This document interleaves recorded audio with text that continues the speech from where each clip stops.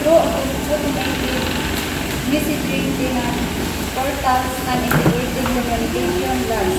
This ensures timely and consistent communication, reducing the chances of missed message. So, kanina ang increase communication efficiency. So, kanabitang dahil mo siya ma-organize ang communication adi ana na kuan bitaw system. And for example, instead of tenants messaging you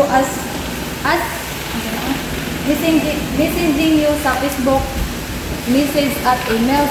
So, lahat ng kanabitaw ila ang mga inquiries.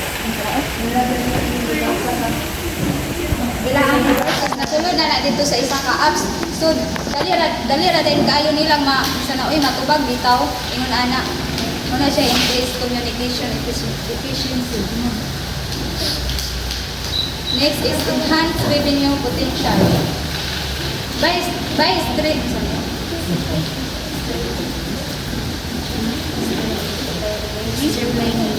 By streamlining bookings processes, integrating with channel managers, and providing tools for dynamic pricing, AFIM is help properties attract more bookings and optimize pricing strategy, leading to increased occupancy rates. Modern system like Booking Ninja takes this a step further by offering a multi-channel manager that connects your inventory to various online travel agencies, expanding your reach to potential guests.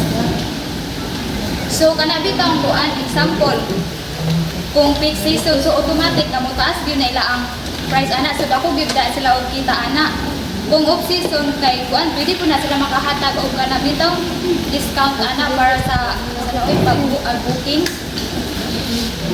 So, muna siya enhance revenue. Kanabitang mapadali ang ilang kita agi na optimize ang pricing at booking management experiences.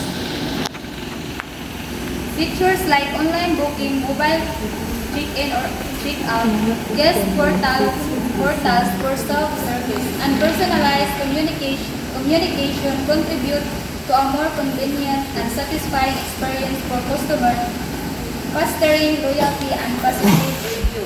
In fact, real estate agencies that have adopted property management software have reported a 40% increase in customer satisfaction and retention.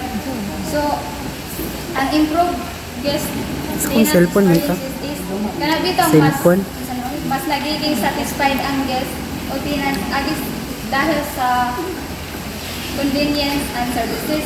For example, pwede sila mag-request o kanang maintenance, kanabitang parent or book amenities sa apps. So, dili na nila kailangan madto pa sa office para or ay kanabitang mura tawag pa sila. So, mura to.